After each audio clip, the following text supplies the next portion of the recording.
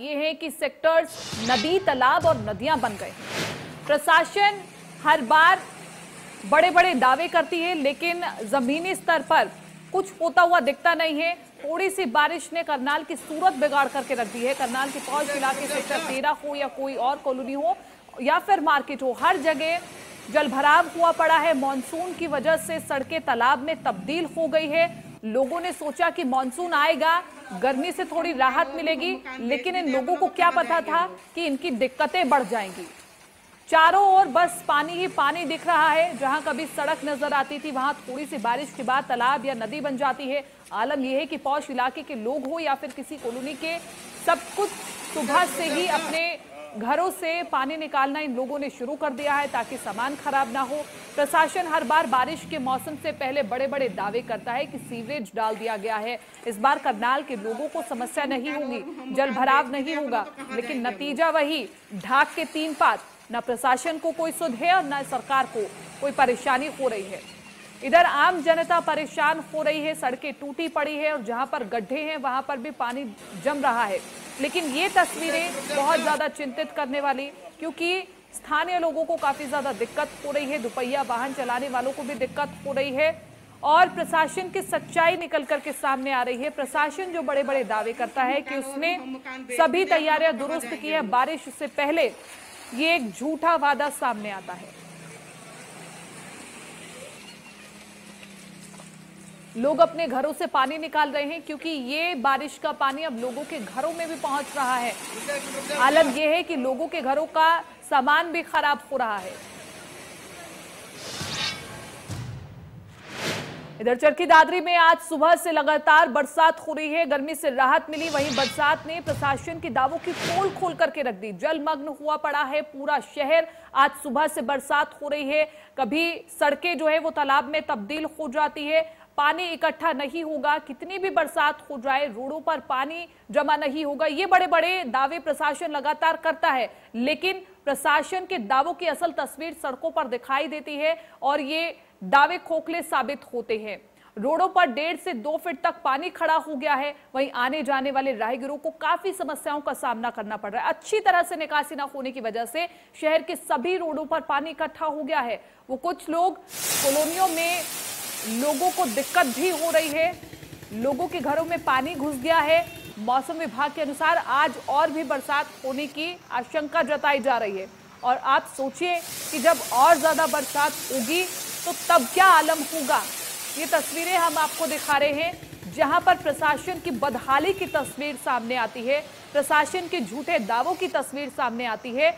लोग परेशान हो रहे हैं। देखिए, जो सरकारी वाहन भी वहां से गुजर रहे हैं, रोडवेज बस भी वहां पर गुजर रही है। यात्रियों को बसों में चढ़ने और उतरने में भी दिक्कत का सामना करना पड़ रहा है क्योंकि जमीन पर 1-1 फुट तक पानी भरा हुआ है।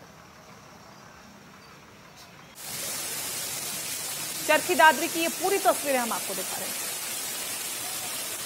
इधर कैथल में भी बारिश से बुरा हाल है। शहर के निचले इलाकों में झुग्गी बस्तियों में पानी घुस गया है, जिससे लोगों को परेशानी हो रही है। कैथल के हरिपुरा गांव के पास पहले से ही फसल पानी में डूबी हुई थी और एक बार फिर जब मूसलाधार बारिश हुई तो कई इलाकों में पानी भर गया, कई जगहों पर फसलें जलमग्न हो गई।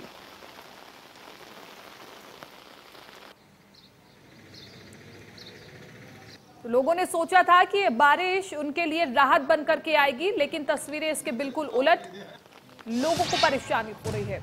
इधर कैथल के कई निचले इलाकों में बारिश का पानी भर गया है। हालात का जायजा लिया हमारे सहयोगी जोगेंद्र कुंडू ने। कैथल में हो रही देर रात से लगातार मूसलाधार बारिश से पूरा शहर जलमग्न हो गया है। गलियों और घरों में पानी घुस गया है। इस समय हम कैथल के एक रिहायशी कॉलोनी में खड़े हैं, जहां आप देख रहे हैं मेरे पैर भी हैं वो पानी में डूबे हुए हैं और पूरी देर रात से लगातार बारिश जो चल रही है, कहीं ना कहीं इससे पूरा शहर जलमग्न हो गया है। और इंडिया न्यूज़ हरियाणा पर बार बार ये खबर भी पहले भी दिखाई गई थी, पूरा शहर जलमग्न था। बार बार जिला प्रशासन से गुहार लगाई जा रही है, परंतु पिछली बरसात से जिला प्रशासन ने कोई सबक नहीं लिया। वही ढाक के 3 पात वाली कहावत यहाँ पर चरितार्थ हो रही है। पूरी अनाज मंडी जलमग्न हो गई है, वहीं फसलों में भी पानी भर चुका है और फसलें जलमग्न हो गई हैं। पहले भी तेज बरसात हुई थी जिस कारण पानी फसलों से नहीं निकला था और लगातार ये बारिश हो रही है, लगातार लोग इससे परेशान हैं। कहीं ना कहीं काफ़ी परेशानी का सामना लोगों को करना पड़ रहा है। बार बार खबर दिखाए जाने के बाद भी जिला प्रशासन पर इसका कोई असर दिखाई नहीं दे रहा। जोगिंदर कुंडू, इंडिया न्यूज़, कैथल में हो रही। तो हर जगह पानी पानी हुआ पड़ा है। बारिश की वजह से लगातार लोगों को परेशानी हो रही है और प्रशासन के दावों की सच्चाई भी सामने निकल करके आ रही है। कहीं मकान गिर रहे हैं तो कहीं पर जो कच्ची छतें हैं उनको भी नुकसान पहुंच रहा है। 3 तस्वीरें अब हम आपको दिखा रहे हैं। घरोंडा, इंद्री और कैथल की 3 तस्वीरें अब आपके सामने दिखा रहे हैं। हरियाणा में बारिश की वजह से तबाही नजर आ रही है। कई मकान गिर गए हैं तो कहीं रास्तों पर कई फुट पानी भर गया है। कैथल की तस्वीर भी हम आपको दिखा रहे हैं जहां पर लोग अपने घरों से बाहर तक नहीं निकल पा रहे हैं।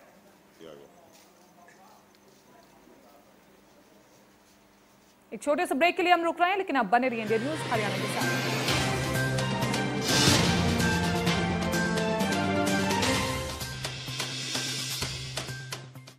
भाई चिंटू के शौक महंगे हैं। पेंट बुक की जगह सीधे दीवार पे करता है चित्रकारी, और छोटी चाहती है कि उसके कमरे का रंग पिंक हो। अब बोलिए क्या करेंगे? ऊपर से फूफी की बेटी की शादी में कपड़े लत्ते, आने जाने का खर्चा, और आपका वही पुराना सपना कि घर के बाहर लगी हो आपकी नेम प्लेट। आप चाहे चिंटू के कान मरोड़ दे या छोटी के कमरे को कर दे ऑफ वाइट से पिंक, शादी के खर्चे से घर का किराया तो शर्तिया लेट होगा और झेलनी पड़ेगी फिर वही मकान मालिक की झिकझिक। काश कि आपका भी अपना एक घर होता। इसीलिए प्रधानमंत्री जी के mission housing for all by 2022 को आगे बढ़ाते हुए सिग्नेचर ग्लोबल ला रहे हैं अफोर्डेबल होम्स। सिग्नेचर ग्लोबल की अफोर्डेबल हाउसिंग स्कीम में अपना घर बुक कराएं और प्रधानमंत्री आवास योजना में होम लोन पर 2,67,000 रुपए तक की सब्सिडी पाएं। हर परिवार एक घर, क्योंकि अपना घर तो अपना ही होता है।